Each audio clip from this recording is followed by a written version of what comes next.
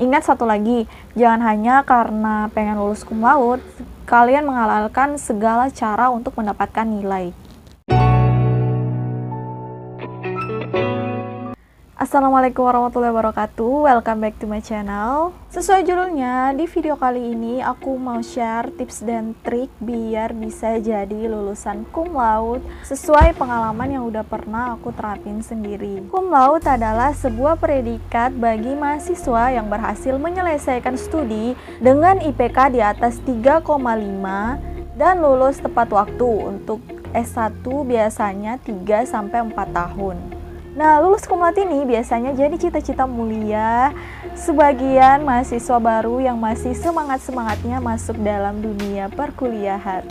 Namun, ada banyak pula mahasiswa yang berpikir, untuk apa sih kejar nilai? Toh yang penting kita lulus, dapat gelar, dan jadi sarjana.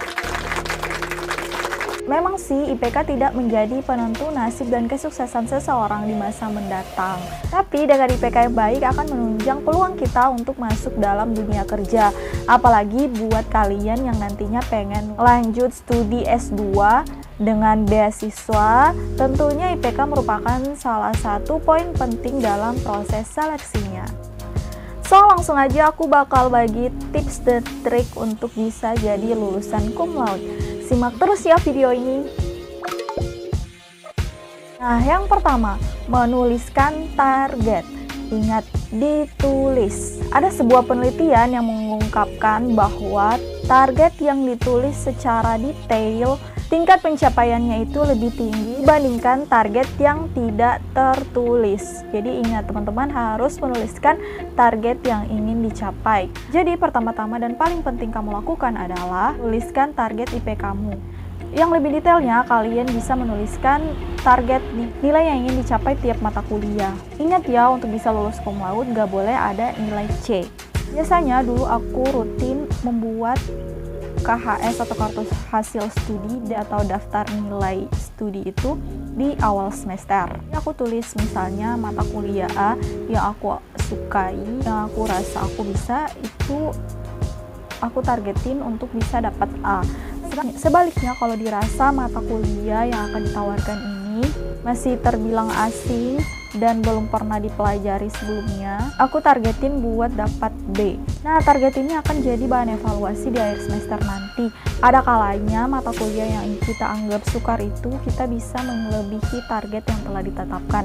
Namun sebaliknya, ada pula mata kuliah yang kita anggap bisa melewati dan mencapai target, namun sebaliknya tidak dapat mencapai target. Itu artinya kita harus lebih meningkatkan diri dan membagi fokus yang sama kepada setiap mata kuliah. Jangan hanya fokus pada mata kuliah yang kita sukai saja, namun harus membagi fokus dan perhatian yang sama pada setiap mata kuliah agar kita bisa mencapai target yang telah ditetapkan dengan optimal. Nah, tips yang kedua, kenali karakter dosen dan jalin hubungan baik. Nah, ini penting banget karena setiap dosen kan memiliki sistem penilaian yang berbeda-beda. Ada yang mengolah nilai persis dengan kontrak belajar, ada yang memberi nilai sesuai keaktifan di kelas, ada juga yang suka dengan mahasiswa yang disiplin dan tidak pernah absen di kelas, dan sebagainya. Ada berbagai macam karakter dosen dalam memberi penilaian. Nah, untuk itu sangat penting bagi teman-teman untuk menjalin komunikasi yang baik dengan dosen agar kalian tuh lebih mengenali karakter tiap dosen.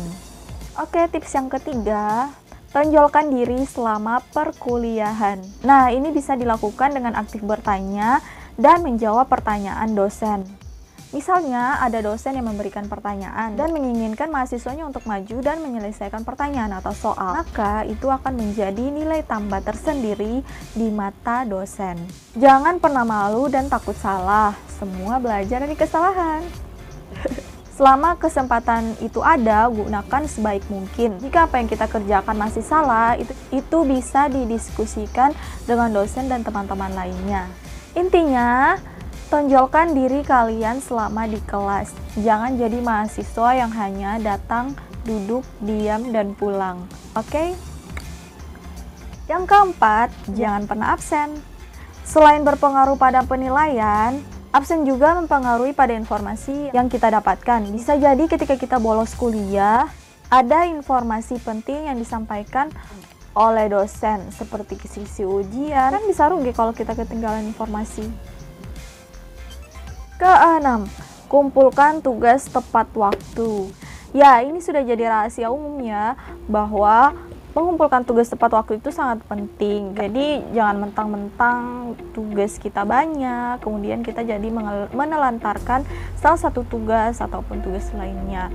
Karena itu akan menjadi salah satu poin penilaian dosen. Karena ada beberapa dosen yang sudah tidak ingin terima lagi tugas yang sudah lewat deadline. Oke, jadi harus mengumpulkan tugas tepat pada waktunya. Yang keenam, coba ikuti program beasiswa. Ketika kita mengikuti program beasiswa, otomatis kita akan menjadi terpacu untuk menjaga IPK tetap stabil. Karena beasiswa bukan hanya tentang uang tambahan semata, tapi ada banyak manfaat yang akan kita dapatkan jika mengikuti program beasiswa. Di antaranya bisa meningkatkan soft skill dan menambah relasi lewat kegiatan-kegiatan yang dilakukan. Yang ketujuh, aktif berorganisasi. Jangan hanya karena ingin mengejar nilai dan IPK semata, teman-teman jadi mengabaikan organisasi. Berorganisasi bisa menjadi poin penting dalam menambah wawasan kita, bisa mengasah public speaking. Selain itu, kreativitas kita juga akan meningkat ketika kita tergabung dalam suatu organisasi. Tentunya lewat kegiatan-kegiatan positif yang dilakukan. Orang yang tergabung dalam organisasi biasanya itu aktif di kelas, pandai berargumen, dan berdiskusi. Dan tentunya ketika di kelas ini akan menjadi poin penting yang menunjang nilai kita.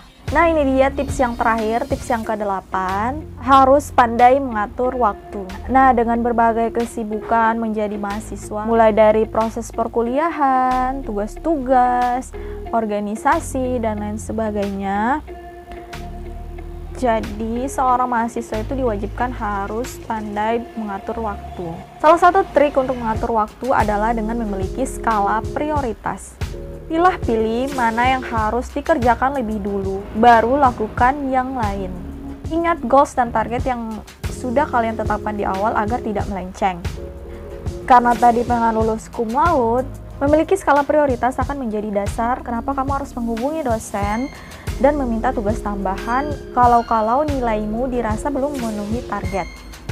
Nah, itu dia tadi beberapa tips dari aku bagi kalian yang ingin lulus cum laude. Tips di atas diambil berdasarkan pengalaman pribadi. Mungkin teman-teman sekalian bisa mengaplikasikannya.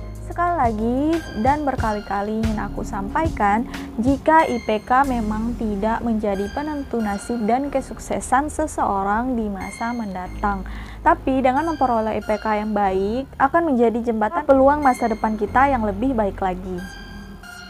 Ingat satu lagi, jangan hanya karena pengen lulus cum laude, kalian menghalalkan segala cara untuk mendapatkan nilai. Pegang selalu prinsip kejujuran dalam diri teman-teman. Jangan hanya sebab selembar kertas, nilai kejujuran kita diruntuhkan, oke? Harus diingat, goals mahasiswa dalam kuliah itu adalah ilmu, bukan nilai. Yakin deh, kalau kalian benar-benar serius dan semangat mencari ilmu, otomatis IPK yang bagus itu akan mudah kalian dapatkan. Oke, sampai jumpa di next video.